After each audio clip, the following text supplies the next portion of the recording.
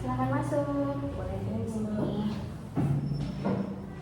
Gimana? Ini betul Mbak Aza ya? Betul. Iya. Duduknya udah nyaman belum Mbak? Sudah. Udah ya. Oke. Selamat pagi Mbak Aza ya. Kemarin udah konsultasi di chat ya kan, kemarin menghubungi saya gitu kan.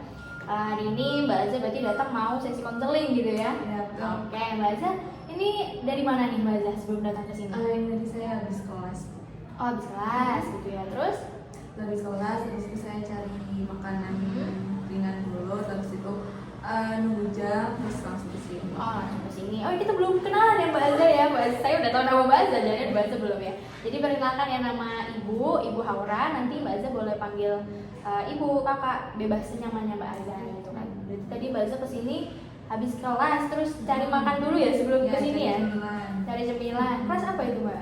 Saya tadi habis kelas PKN.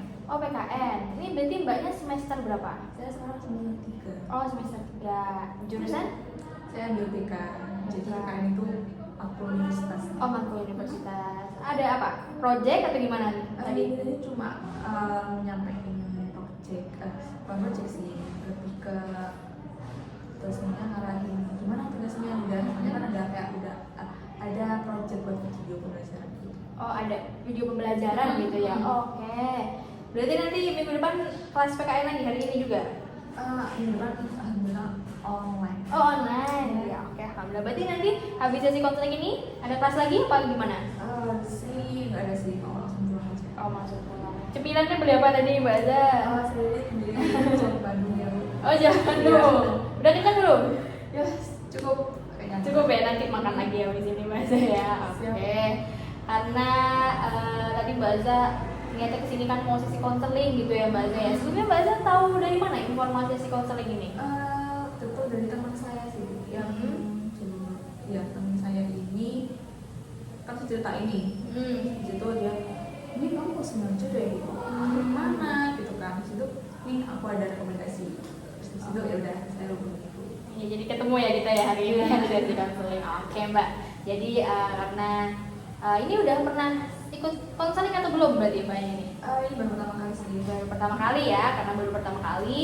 Terus tadi juga Mbak dapat saran gitu ya dari temen ya buat ikut sesi konseling. Semoga nanti tercapai dari tujuan yang Mbak Aza inginkan dari sesi konseling. Karena Mbak Aza baru pertama kali, mungkin saya akan menjelaskan dulu nih Mbak Aza mengenai bagaimana sesi konseling nanti berjalan gitu ya. Jadi sesi konseling ini ada yang namanya konselor sama konseli. Jadi nanti di sini Ibu Haura berperan sebagai konselor yang akan membantu Mbak Aza menemukan permasalahannya itu bagaimana, memahami permasalahannya, sampai nanti Mbak Aza juga bisa menemukan solusi yang terbaik untuk permasalahan yang Mbak Aza alami, ya kan? Nah terus habis itu yang kedua Mbak Aza di sini berperan sebagai konseli gitu ya. Jadi kita akan sama-sama saling memahami gitu ya. Saya akan membantu Mbak Aza untuk sekiranya nanti paham dan tahu gitu solusinya bagaimana untuk permasalahan yang Mbak Aza hadapi gitu ya. Lalu di dalam sesi konseling ini ada yang namanya asas kerahasiaan, asas keterbukaan, sama asas kesukarelaan. Jadi Mbak Aza nanti nggak perlu khawatir karena saya sebagai konselor di sini memegang yang namanya asas kerahasiaan. Jadi saya akan menjaga apapun obrolan yang ada selama sesi konseling ini dan akan saya simpan gitu ya. Dan tidak akan saya bocorkan kecuali sesuai persetujuan dari Mbak Aza sendiri gitu kan. Terus juga ada asas kesukarelaan. Jadi Mbak Aza kesini datang itu secara rela ya, secara kemauannya ya. Mau sendiri, oke. Dan yang ketiga ini ada asas keterlibatan. Jadi asas keterbukaan ya. Jadi Mbak Aza berharap Ibu berharap Mbak Aza tuh bisa terbuka di dalam sesi konseling ini. Jadi gak usah takut gitu, nanti saya bicara ini takutnya ibu bocor gitu, gak usah khawatir gitu ya, karena tadi ibu memegang ketiga asas tersebut gitu ya. Oke. Lalu selanjutnya sesi konseling ini akan dilaksanakan sekitar 40-45 menit. Apakah Mbak Aza bisa mengikuti sesi konselingnya? Bisa. Ya, nanti kalau misalnya waktunya lebih cepat juga berarti Mbak Azanya juga lebih plong gitu ya. Oke, baik Mbak Aza. Karena sudah paham nih, apakah masih ada yang ingin ditanyakan dulu Mbak Aza sebelum kita masuk? Belum ada sih. Oh, belum ada ya. Oke. Nanti juga di dalam sesi konseling ini Ibu akan mencatat beberapa poin-poin gitu yang sekiranya dibutuhkan. Apakah diperbolehkan nih Mbak Aza? Boleh. Dibolehkan ya. Oke Mbak Aza. Nah, tujuan Mbak Aza sendiri datang ke sesi konseling ini tuh karena apa? Saya mau gimana sih cara ngobrol ataupun cara menyampaikan sesuatu ini yang baik, karena saya kan kayak ada nih kayak teman, terus saya ini kayak selalu ngeiyain aja, teman keluarga itu apapun saya iyai, tapi saya sendiri ini kayak butuh space gitu loh. Jadinya saya kayak lebih terkesan prioritasin orang lain dibanding diri saya. Nah, saya maunya ini saya bisa nolak mereka tapi dengan yang baik, dengan cara benar-benar baik, dan mereka ini nggak tersinggung atau bahkan nggak sampai yang meninggalkan saya. Jadi di sini Mbak Aza tuh berharapnya dari sesi konseling nanti punya bayangan gitu ya, gimana sih cara menyelesaikan masalah kalau misalnya pengen nolak yang baik itu gimana gitu ya Mbak Aza ya. Terus juga ada kekhawatiran jangan sampai ditinggal dan lain sebagainya gitu ya Mbak Aza ya. Oke, baik Mbak Aza. Nah, apakah Mbak Aza sudah siap nih untuk mengikuti sesi konseling?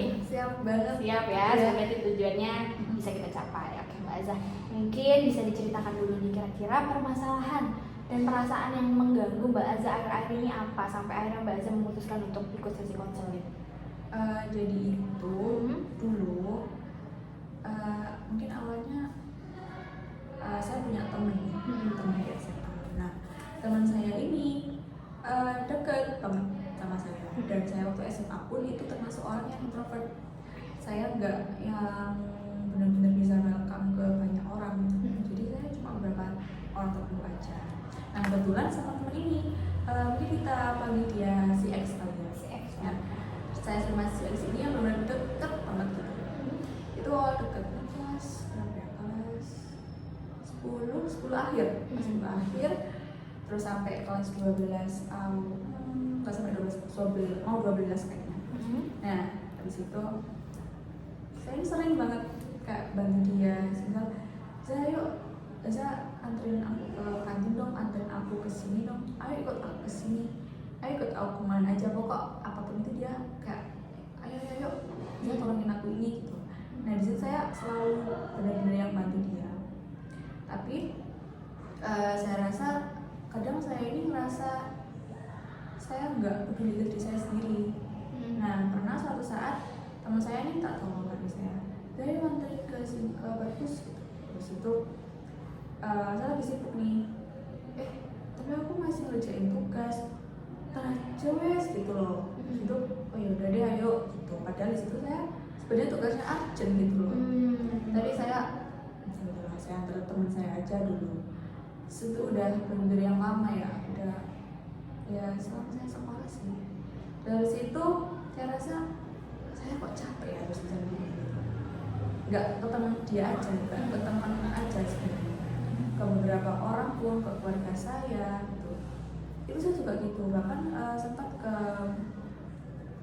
orang lain, bukan orang lain sih, ya juga saudara sih. Itu saya gitu, prioritasin orang lain dulu dari saya. Padahal saya sendiri sadar kayak saya butuh uang loh buat saya, tapi kenapa saya kasih ke orang lain? Dan saya pinginnya itu saya bisa nolak mereka gitu, tapi saya benar susah banget. Soalnya saya takutnya ini mereka jadi kayak nggak sama saya lagi, kayak Azal nggak bisa diaturin, saya kayak gitu. Nah, kalau misalnya saya digituin, saya nanti sama siapa gitu. Soalnya itu saya waktu SMA itu pun cuma deket sama beberapa orang aja. Di situ kalau saya nolak, saya sempat nolak, dan dia langsung kayak nggak mau sama saya kan. Di situ saya langsung sedih. Lah, emang aku salah ya aku nolak? Aku emang butuh, aku gitu loh. Aku nggak bisa dia. Kalau dia marah ya gitu. Situ akhirnya dari situ saya kayaknya kuliahin aja dia waktu itu.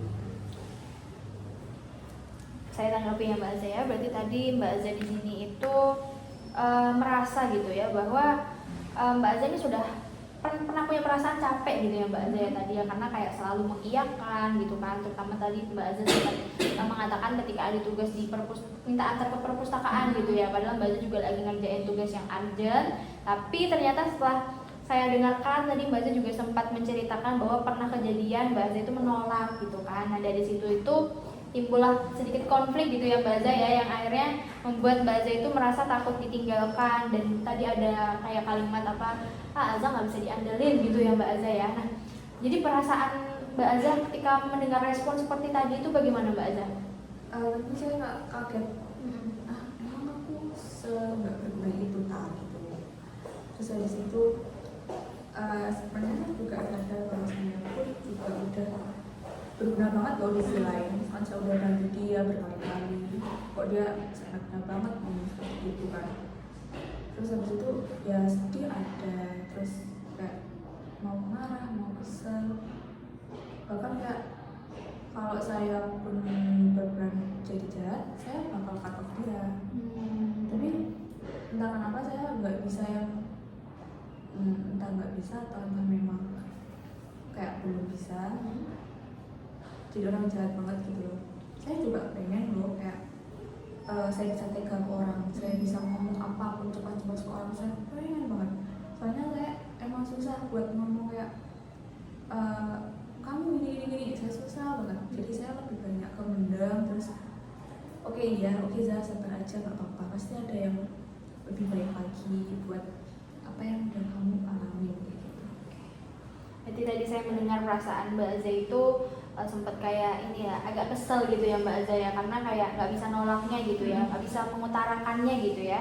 Terus juga Mbak Azza tuh sempat ngomong dalam hati kok kayak seenaknya banget gitu ya, terus tapi tidak tersampaikan ya Mbak Azza ya. Terus tadi juga Mbak Azza sempat mengatakan bahwa andai kalau saya bisa jahat nih, saya bisa cut off dia gitu ya Mbak Azza ya. Berarti sempat berandai-andai seperti itu ya Mbak Azza ya. Oke. Tetapi di realnya Mbak Azza tetap mengiyakan gitu. Tetap iya. Oke. Berarti tetap dilaksanakan gitu ya Mbak Azza ya. Terus tadi sempat nolak gitu ya Mbak Azza ya. Iya. Tapi responnya malah seperti itu. Terus abis itu apakah kembali lagi pertemanannya? Kembali sih, tapi beberapa hari emang yang renggang gitu, nggak yang dekat banget. Karena saya kan emang kayak ada sih emang teman dekat, tapi kayak apa saya dia gitu. Ya, waktu renggang kayak aneh, tapi saya rasa saya juga cukup lega, kayak nggak ada yang ganggu saya lagi gitu. Tapi ya ada yang hilang, tapi saya merasa lega juga. Mbak Azza, sini saya sudah dapat poin permasalahannya Mbak Azza ya. Berarti tadi saya dengar itu kalimatnya itu Anda bisa jahat gitu ya Mbak Azza tuh pengen ngomong gitu, kayak pengennya di cut off aja gitu kan. Terus tadi juga Mbak Azza sempat mengatakan pas hubungannya renggang karena ditolak itu juga Mbak Azza ada perasaan lega ya Mbak Azza ya, karena kayak ya at least nggak nolong gitu ya Mbak Azza ya, at least ya untuk dirinya Mbak Azza sendiri gitu ya. Oke Mbak Azza, nah mungkin di sini saya akan menerapkan nih Mbak Azza, ada yang namanya teknik top dog dan underdog gitu. Jadi nanti Mbak Azza berandai-andai gitu Mbak Azza. Jadi ada yang namanya top dog, di mana top dog ini menjadi pihak yang berkuasa gitu. Pihak yang berkuasa, pihak seperti Mbak Azza tadi menginginkan untuk bisa menolak ya tadi Mbak Azza ya. Terus juga bisa Anda bisa cut off gitu, Anda bisa ngomong bla bla bla ya tadi kan Mbak Azza ya. Terus juga di underdog di kursi ini itu Mbak Azza berperan sebagai diri Mbak Azza yang sebenarnya gitu. Yang Mbak Azza rasakan yang tidak berkuasa tadi kan Mbak Azza ya. Sedangkan di top dog tadi Mbak Azza berperan sebagai orang yang berkuasa gitu. Nah, apakah dapat dipahami Mbak Azza sebelum kita menerapkan teknik tersebut? Bisa meluruskan aja. Jadi yang di sini saya ini kayak mungkin sejahat-jahatnya, yang di sini saya yang baiknya. Iya, tadi kita coba ingat-ingat kalimat-kalimat yang tadi sempat temannya Mbak Azza katakan yang kayak kamu nanti aja deh kerjain di perpustakaannya wes antarnya dulu gitu kan. Nah, coba kita Mbak Azza refleksikan kalimat tersebut dan andai di top dog Mbak bisa menjawabnya seperti apa gitu. Dan di underdog Mbak menjawabnya seperti apa gitu ya. Ya, bisa kita mulai di top dog dulu Mbak Azza, silakan. Saya dari sini. Ya, mulai di kursi ini. Sudah kita ingat-ingat dulu kalimatnya. Ini saya dari sini boleh. Boleh? Oke. Waktu itu dia bilang kayak, ya anterin kesini dong, tapi saya ada tugas. Nah, saya pengen tahu mama. Mau deh, kayak aku nggak bisa nganter kamu dulu. Apa mau diantar teman yang lain? Apa mau nunggu aku? Soal aku masih lama. Kayak kamu mau nunggu aku, yaudah nggak apa-apa. Bentar doang. Kalau misalnya kamu nggak mau, yaudah kamu sama temen yang lain aja. Lalu di underdog. Kalau di sini saya mau ke bagus, lama nggak? Nggak tahu. Ya udah saya antar. Oke. Sudah, Mbak Aza? Oke. Saya sudah mendapatkan ini ya Mbak Aza ya. Jadi ketika Mbak Aza tadi berperan di Top Dog, saya dengar kalimatnya, Mbak Aza itu berusaha menggunakan kalimat yang masih tidak menyakiti ya Mbak Aza ya. Tapi niatnya baik loh Mbak Aza. Kalimatnya itu sudah baik. Jadi kan Mbak Aza tadi bilang, atau mau diantar ini dulu, yang lain dulu, soalnya aku masih ngerjain tugas. Itu baik Mbak Aza. Jadi dengan Mbak Aza menjelaskan bahwa saya ini masih mengerjakan tugas loh gitu. Itu tuh sudah berusaha untuk saling memahami keduanya gitu. Ya Mbak Aza ya. Tuh, itu udah baik Mbak Aza. Jadi suatu saat nanti Mbak Aza ingin menerapkan Top Dog yang versi Mbak Aza, itu udah bagus. Karena versinya Mbak Aza itu bagus gitu. Kayak tidak menyakiti gitu. Karena tadi juga itu yang namanya asertif gitu Mbak Aza. Jadi penolakan, tapi penolakannya tidak menyakiti. Yang Mbak Aza terapkan tadi sangat baik. Lalu di underdog, tadi juga Mbak Aza kan bilang, oh iya wes lama nggak tahu, wes antar gitu. Tapi masih ada ini ya Mbak Aza ya, kayak ini ragu gitu ya, aduh nanti kalau lama kalau tugasku belum ini gitu. Enakan yang mana Mbak Aza? Top dog atau underdog? Lebih enak top sebenarnya. Top ya? Tapi saya sendiri pun agak ragu juga kalau mau nerapin top ini. Kenapa Mbak ragunya? Tadi kayak saya pernah ditolak tadi, saya pernah kayak dimusuhin lah. Jadi saya dimusuhin lagi apa enggak ya? Karena sebelumnya penolakan yang Mbak Aza lakukan itu seperti apa Mbak Aza? Aku saya bilang, maaf ya, aku saya ngerjain tugas gitu. Kamu kesana sendiri aja tak? Bagus lah. Saya nggak ngomong sih emang kayak nggak nawar kayak tadi. Tapi mungkin kalau saya nawarin kayak tadi mungkin bisa lebih ya. Tapi kayaknya ya tahu sih. Iya, nggak apa-apa Mbak Aza. Tadi kan berandai-andai ya Mbak Aza ya. Tadi juga Mbak Aza sudah menjelaskan bahwa memang kondisinya saya lagi mengerjakan tugas, apakah lama atau tidak gitu kan. Terus juga Mbak Aza menawarkan atau mau sama yang lain, ya kan? Berarti di sini kan Mbak Aza masih tetap mempedulikan nih temennya gitu kan. Mungkin kalau kita lihat flashback yang sebelumnya, Mbak Aza langsung bilang, oh gak iso gitu-gitu ya tadi ya Mbak Aza ya gitu kan. Terus aku masih ini gitu. Mungkin kesana kayak langsung ditolak banget gitu ya Mbak Aza ya gitu. Tapi nggak apa-apa Mbak Aza. Tadi yang Mbak Aza terapkan itu sudah baik. Perasaannya tadi juga Mbak Aza ngerasa lebih enakan yang top dog gitu ya Mbak Aza ya. Oke, baik Mbak Aza. Setelah kita terapkan tadi berarti ada gimana Mbak Aza perasaannya gitu? Lebih ke oh ternyata enak ya kalau bisa nolak, artinya kita juga masih ngasih solusi gitu. Kalau misalnya kita yang nolak yang mentah-mentah pasti gimana sih pasti dia gitu. Jadi kayak lebih oke, jadi nggak apa-apa aku sekali nolak karena emang aku butuh aku gitu. Emang ada orang yang butuh aku tapi aku juga butuh aku. Itu gitu. Keren loh Mbak Aza. Jadi juga peduli sama diri sendiri ya Mbak Aza ya gitu. Nah karena tadi saya sudah mendengar gitu ya perasaan Mbak Aza, juga tadi menerapkan tekniknya juga dengan sangat baik gitu ya. Mungkin sekarang kita juga bisa mencoba yang namanya teknik kursi kosong Mbak Aza. Jadi di teknik kursi kosong ini Mbak Aza itu berandai bahwa di depan Mbak Aza ini, di kursi kosong ini tuh ada temannya Mbak Aza. Apa yang Mbak Aza ingin sampaikan kepada temennya, terlihat tadi konflik-konflik seperti kayak dimusuhin, yang ada dimusuhin sebentar karena nolak gitu kan. Akhirnya semenjak itu Mbak Aza kayak oke, iya supaya jangan sampai ditinggalkan lagi gitu ya Mbak Aza. Apa pesan yang ingin Mbak Aza sampaikan atau kalimat yang mungkin masih terpendam gitu kan. Tadi juga Mbak Aza sempat ngomong ketika di Top Dog masih ada keraguan ya kan, karena dulu sempat ditolak Bu dan lain-lainnya, terus sempat dijauhin gitu. Apa yang ingin Mbak Aza sampaikan pada kursi kosong ini? Itu menurut saya ya. Oke.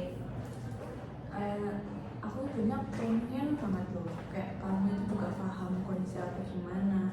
Bukan cuma aku aja yang bisa memahami kamu, aku juga mau loh kayak kamu bisa ngertiin aku ada kegiatan kamu ngertiin aku, terus kamu nggak yang melulu ngebebanin semuanya ke aku jujur capek loh kalau misal kamu minta ditolong terus. Oke, nggak apa-apa kamu nggak tolong itu nggak apa-apa banget, aku kan bantu kamu. Tapi kalau aku nggak bisa, aku pun juga nggak tahu kamu, jangan marah, jangan minder juga, karena aku pun juga ada keperluan lain dan aku nggak melulu tentang bantu kamu aja, aku juga perlu loh bantu diri aku sendiri. Siapa yang bisa bantu diri aku sendiri kalau bukan aku?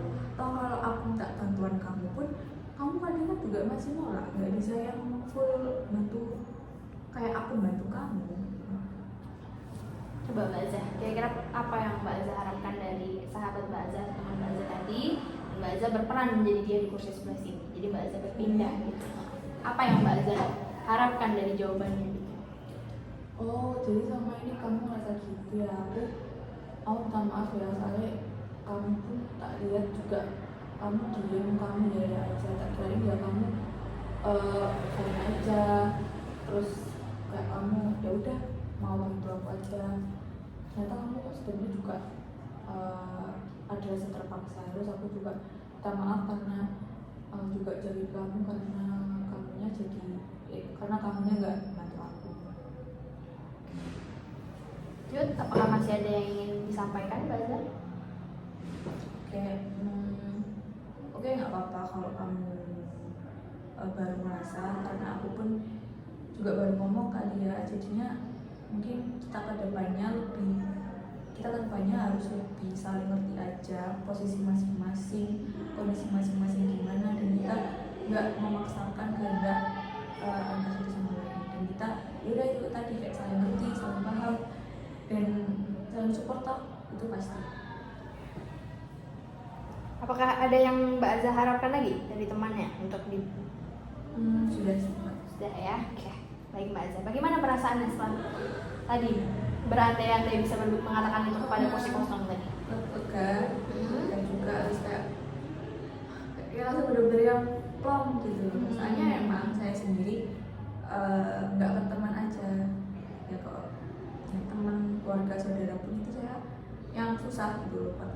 Jadi apa saya yakin aja, walaupun saya sendiri kayak capek gitu. Tapi kadang kalau di keluarga itu biasanya saya masih bisa nolak, kayak saya kesel kayak nanti aja deh gitu. Tapi kalau ke teman mungkin karena ke bawah ya waktu saya sekolah kali ya, sampai saya kayak dijauhin, jadinya saya kalau ketemu lebih yang kayak kopolan gitu. Tapi kalau berlebihan saya rasa nggak baik sih. Jadi kayak Mbak Azza tadi udah merasakan lega gitu ya Mbak Azza, karena dulu waktu di sekolah itu nggak sempet dikatakan gitu ya Mbak Azza ya, jadi nanti akhirnya terbawa ya Mbak Azza ya, sampai sekarang jadi berusaha untuk mengiyakan gitu ya. Tadi juga saya mengamati nih gestur Mbak Azza itu sebenarnya sedikit terlihat bermain tangan ya tadi Mbak Azza ya. Apakah itu ragu atau gimana Mbak Azza? Saya nggak tahu ya Bu. Tadi saya beberapa kali itu emang kayak entah saya trauma atau apa, kadang itu saya kalau merasa cemas, saya takut, saya ragu itu tadi saya main tangan, ataupun kalau emang benar-benar yang kayak mungkin kalau semisal kayak punya sakit mental kamu lah, dimana kamu itu saya bisa sampai yang gemeter, saya cuma bisa satu tangan saya aja bisa tenang. Nah itu. Jadi Mbak Azza ini ya apa paham gitu ketika Mbak Azza merasa ragu, cemas itu emang getar gitu ya Mbak Azza ya. Terus dan biasa Mbak Azza menangkalnya dengan menyentuh tangannya ya, mendekatkan tangannya ya. Tadi juga saya mengamati walaupun Mbak Azza sempat bermain tangan, tapi apa ya, Mbak Azza tuh juga kayaknya masih rileks ya dari perkataannya, itu juga lancar gitu ngomongnya. Mungkin saya mainin tangan mungkin kayak lebih kayak bentuk saya bisa rileks aja gitu. Oh rileks. Pas saya diem aja kayak tegang. Jadi saya sama main tangan itu biasanya saya bisa lebih enjoy. Oh iya. Tadi saya juga mendengarkan kalimat yang Mbak Azza keluarkan itu baik sekali ya, mulai dari Mbak Azza tuh ngomong tentang kondisi Mbak Azza kayak kalau aku bantu kamu terus siapa yang bantu aku ya Mbak Azza ya. Itu tadi kalimatnya merefleksikan tentang Mbak Azza gitu, kebutuhan Mbak Azza gitu. Plong ya tadi Mbak Azza ya setelah ngomong kayak gitu ya. Jadi kayak ini loh apa yang peduli sama aku siapa kalau bukan aku gitu ya Mbak Azza. Sedangkan Mbak Azza selalu menolong temannya tadi ya Mbak Azza ya gitu. Terus juga dari gestur Mbak Azza sebenarnya tadi pas memeranin itu luwes ya Mbak Azza, cuma memang tangannya tadi ternyata relax ya, itu berusaha untuk relax ya Mbak Azza ya. Oke, apa Mbak Azza. Nah Mbak Azza, tadi perasaannya udah lega gitu ya Mbak Azza ya. Apakah masih ada nih yang Mbak Azza harapkan gitu dari permasalahan yang Mbak Azza hadapi dan penerapan teknik-teknik tadi? Iya sih, tapi saya sangat berharap saya bisa nerapin saya sebagai dok. Oh, top dog tadi ya Mbak Aza Iya. ya. Oke. Nah Mbak Aza, kan tadi Mbak Aza sudah menimbang-nimbang top dognya seperti apa gitu. Harapan Mbak Aza nih, top dog seperti apa nanti yang Mbak Aza akan lakukan? Mungkin hampir mirip kayak yang saya lakukan. Misal ada mereka teman saya, kalau saya nggak bisa, saya pasti minta maaf dulu. Saya jelasin alasan kenapa saya nggak bisa. Saya juga bakal bantu dia cari solusi kayak tadi. Misal ada teman saya yang ya yuk anterin aku kesini gitu. Terus tapi saya ada janji lain, saya kayak pernah bilang, maaf ya aku sebelumnya udah ada janji, atau kamu mau diantar temen yang lain lah apa gimana gitu. Tapi kalau emang saya masih ada waktu nih, ya udah gak apa-apa, tak ada dulu ya, tapi nanti pulangnya kamu sendirian apa kata. Berarti Mbak Aza ini ya, pentingnya untuk saling memahami gitu ya. Komunikasinya tuh setidaknya harus dipahami sama temennya Mbak Aza dengan jelas, dan begitu pun juga berharap teman Mbak Aza ini memahami kondisi dan situasi yang Mbak Aza punya gitu kan tadi gitu. Baik sekali loh Mbak Aza itu. Semoga nanti Mbak Aza bisa menerapkannya ya, karena kalimat terus juga kerangkaian kata yang Mbak Aza pilih itu tuh ibarat sudah seimbang gitu Mbak Aza. Itu disebut asertif. Jadi penolakan yang berusaha untuk tidak menyakiti pihak manapun gitu. Oke Mbak Aza. Nah, mengingat sesi konseling kita ini sudah mau habis, apakah masih ada yang ingin Mbak Aza katakan kepada Ibu gitu? Mungkin di next sesi aja sih, itu ada masalah kan ya. Oke. Nah, berarti dari hari ini Mbak Aza, dari sesi konseling ini bagaimana perasaan atau pengalaman yang Mbak Aza dapatkan? Karena saya baru pertama kali kan konseling, ternyata seru juga ya, ada orang lain yang bisa dengar saya, yang bisa bantu saya cari solusi, yang nggak ngejudge saya gitu. Jadi oke, seru juga konseling. Terus habis saya juga merasa lebih lega, lebih bisa menilai, oh ternyata saya gini nggak apa-apa kok. Itu udah itu kayak udah bagus buat selamatin diri saya sendiri. Sudah Mbak Aza? Ya.